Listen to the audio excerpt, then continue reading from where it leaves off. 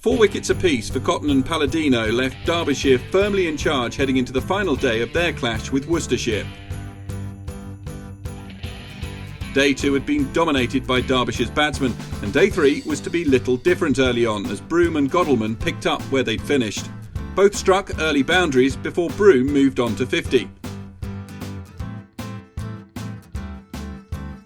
After having to stick it out in the field as Madsen and Godleman amassed 251 for the third wicket one day beforehand, there must have been a real sense of déjà vu for Worcestershire's bowlers and fielders alike, as Godleman, this time partnered by Broom, achieved much of the same. Godleman moved to a career-first double hundred, before falling to Chantry, Cadmore with the catch, and the skipper's innings curtailed on 204.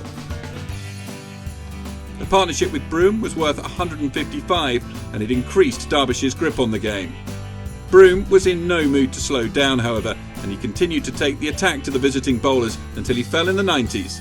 93 this time to go with the 96 against Kent last month for the New Zealander, Chantry on catching duty off the bowling of D'Oliveira.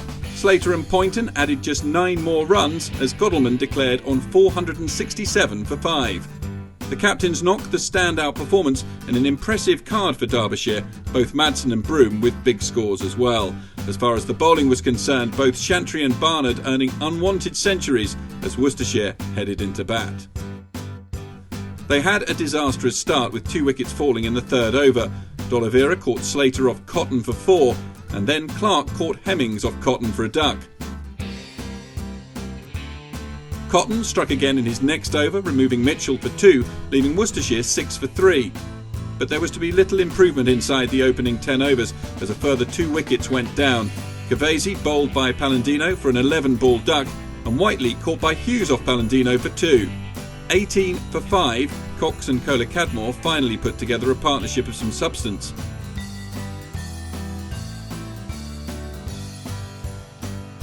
It was worth 66 before Cox became the 6th wicket to fall, LBW to Palladino for 40. Leach followed a few overs later, bowled Davis for 5, and then Cadmore became Palladino's 4th victim as the veteran bowled him for 29, leaving the score 91 for 8. Thanks to a wag in the tail, Worcestershire managed to pull themselves up to 164 all out, Henry scoring 31 before becoming Cotton's 4th wicket, and Barnard was the last wicket down, caught Broom off Hughes for 28, Chantry the not-out batsman on 12. 303 the first innings deficit, and no surprise that Worcestershire were asked to bat again.